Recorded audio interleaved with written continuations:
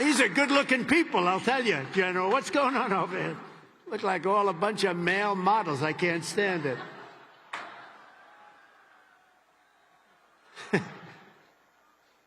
For 2.5 centuries, our republic has endured because of heroes like Michael. They've laid down their lives for America, and because young people like all of you have picked up the banner of service and carried forward the flag of freedom from Lexington to Yorktown, from Gettysburg to Sicily, and from Inchon to Fallujah.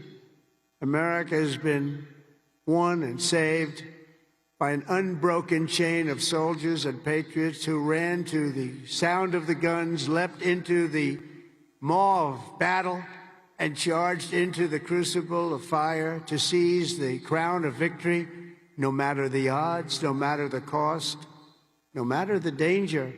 All over the world, our soldiers have made sacred the ground where they shed their blood and showed their valor. From Seminary Ridge to San Juan Hill, Belleau Wood, Omaha Beach, Leyte Gulf, and Ardennes Forest, Chosin Reservoir, all over, and even a place called Pork Chop Hill. And in all of those battles and so many more, some of the best, brightest, and bravest have come from right here at the U.S. Military Academy at West Point, one of the great fabled places anywhere in the world. America's Army has never failed us, and with leaders like the West Point class of 2025, the Army will never fail. We will never let you down.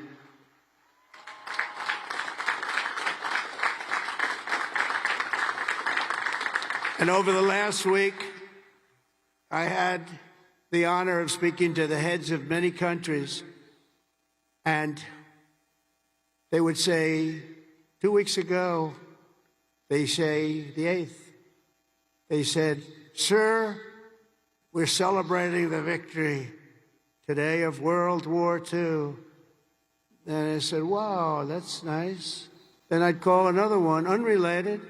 "Sir, we're celebrating the victory of World War II." Then I called up President of France on something also unrelated. He said, "Sir, we're celebrating our victory over World War II." I said, "Whoa, whoa, what have we here?" We helped them a lot. And I had this. Russia, I talked to Putin about ending that terrible war that's going on, and he said they're having a big victory march. And they did lose, in all fairness, 51 million people. But they were all celebrating. The only country that wasn't celebrating was the United States of America. And I said, "Isn't it amazing? We were the ones that won the war, and we were helped. We were helped. In some cases, we had to help them. But we were helped by some of the nations, and we were strongly helped by a couple of them. But every one of them was celebrated. They had Victory Day. They called it Victory Day in Europe, Victory Day all over. And we weren't even thought about. Nobody had a Victory Day. And so I named that special day and another special day from now on as a holiday, but a holiday where we work. Because we don't have enough days. We're going to be having so many holidays, we're not going to be able to work anymore. But I named it for World War II, and a separate day in November, as you know, for World War I. I said, you know, all of these countries that participated in the war are celebrating, but the greatest country of them all, and the country that won the war, nobody even talked about. And so we're going to be talking about it, too, from now on. And I think you'll appreciate it. We won the First World War. We won the Second World War. And you know where we won them from? Right here at West Point. West Point won the war. You won 2 world wars and plenty of other things. But think of it. We don't want to have a 3rd World War. But we won the First World War. We won the Second World War right here from West Point. And that's something. And we're going to be talking about it. You know, they can talk about it. And in some cases, as you know, they didn't do too much to help. They were ground down, but they were celebrating victory. No, we're going to celebrate victory because we're the ones that won that war. Standing before you today, I know that you will never stop. You will never quit. You will never yield. You will never tire. You will never, ever, ever surrender, never give up. Remember that, never give up. That's another little factor I could have added. Never, ever give up. Raise your right hand. I pledge I will never, ever give up. You can never give up. You can never give up. If you do, you're not going to be successful because you'll go through things that will be bad. You're going to have great moments. You're going to have bad moments. You can never give up. Through every challenge and every battle, you'll stand strong. You'll work hard. You'll stay tough. And you will fight, fight, fight, and win, win, win.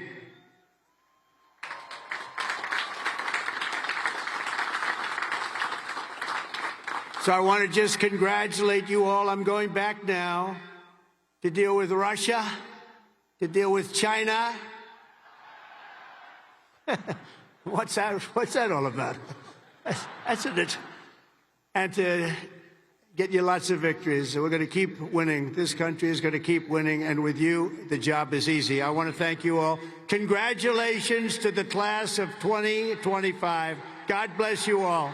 Incredible people. Thank you very much, everybody.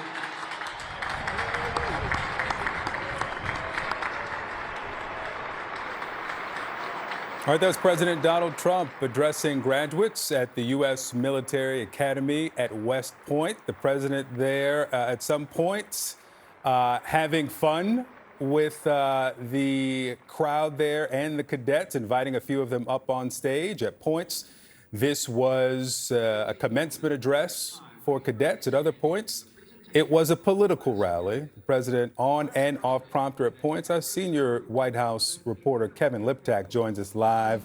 You're there at the commencement. Long speech, a little short of an hour here. Give us some highlights. Yeah, and I think this was a speech that really kind of combined the traditional commencement speech. He talked to these 1,002 cadets who will soon become second lieutenants in the U.S. Army about his advice, about how he sort of sees them carrying out their mission going forward. He called out individuals in the crowd. It was also, as you pointed out, something of a political speech in some moments when the president clearly had gone off the teleprompter. It's always interesting to see how those land outside of a political setting.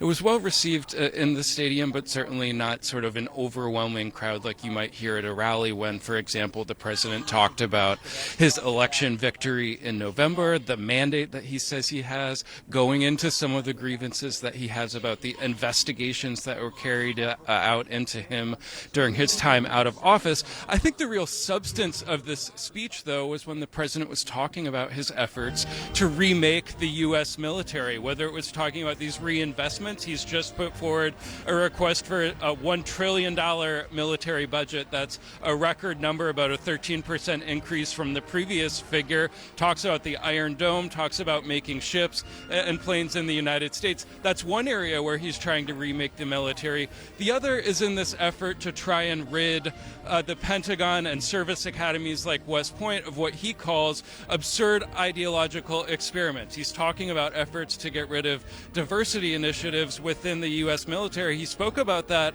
at quite some length, saying that his efforts had liberated the troops from diversity trainings. He talked specifically about, for example, getting rid of drag shows at the service academies. You know, that has been a controversial effort, including here at West Point. And I was just watching some of the faculty members when the president was talking about that. They sort of belied no expression, but this has been something of a sticking point. You have had at least one faculty member resign from West Point. You have seen the certain number of affinity groups being disbanded on campus at the president's directive. At other service academies, you've seen books pulled from the libraries that don't necessarily accord with the president's viewpoints. And so that, I think, was the real meat of this speech, as the president talks about these efforts to really reform the military. And he's worked at great speed to do that since coming into office. He also talked about the effort of peace through strength, really going after some of his predecessors for what he called nation building. It's very clear that this president has a very different viewpoint of how to use the military, of how the commander-in-chief should employ the military abroad. And certainly that was his message to these graduates as they now go from being cadets to second lieutenants in the U.S. Army, joining, as the president called it, that long gray line. Victor. Kevin Liptak for us there at West Point. Kevin, thank you for that. Joining me now, CNN military analyst, retired Air Force Colonel Cedric Leighton, and CNN senior political analyst Ron Brownstein. Gentlemen, good morning to you. Colonel, let me start with you, because this day is about those cadets, soon to be officers. The president said instead of spreadsheets and stock options, they chose honor and sacrifice. This was a speech to members of the U.S. military, to future leaders of the U.S. military. So in that context, your assessment of what you heard from the president, some of it true, some of it clearly not. Yeah, Victor, it's it's very interesting when you listen to the totality of this speech. There were some elements where he definitely, was lauding the service and sacrifice of the cadets as they now become second lieutenants. And of course, it's ironic when you compare it to some of the things that we heard about President Trump during his first term, where, we had the infamous suckers and losers comment attributed to him. But in this particular speech, one of the things that did stick out to me was the fact that he, I think for the first time, revealed that the United States had been working on hypersonic missile designs that he alleges the Russians stole. And that is something where he very briefly mentioned something that has absolute significance in terms of the warfighting capability. When you look at, how these cadets who will now become second lieutenants move forward into the Army, into a changed military, he's basically pointing the way for them to actually go ahead and become, in essence, drivers of change. And that, I think, was somewhat remarkable, because some of the changes that some of these people will want to institute may very well clash with the types of changes that the president and the Secretary of Defense have promulgated during this President Trump's second term. Ron, this speech seemed to be pretty typical for a Trump speech: on prompter, off prompter. Yeah. Even the setting there at West Point, it became political. Alphonse Capone, Bill Levitt. At some points, you could have, slid the background out and put a "Make America Great Again" background, and it would have seemed at the appropriate place. What's your assessment from that political context of what we heard from the president today? Victor, it was kind of a commencement speech grafted onto a rally speech. And to me, the tip-off was the hat at the beginning, wearing the hat with his campaign slogan in a setting that historically has been viewed as nonpartisan. And that is, I think, revealing of the larger question about Trump's relation with the military. And what we have seen across the federal government is Trump trying to exert personal control and put a personal ideological stamp on every aspect of the executive branch, including those that have traditionally been insulated from politics, whether it's the military and the kind of the way in which they have been enlisted into his ideological crusades on gender and race, and banning transgender troops or involving them in the border, similar to what's happening with the Justice Department, breaking down the traditional barriers between direct presidential control and decisions, particularly about criminal investigations. I mean, what you saw this morning, had its kind of folksy moments and kind of meandering moments, but it was actually, I think, revealing of this larger project, which, has been called the unitary executive theory, in which the president is essentially asserting personal control and demanding personal loyalty and kind of personal following, from every aspect of the federal government, including those that traditionally have been kept apart from politics. Ron Brownstein, Colonel Cedric Leighton, thank you both.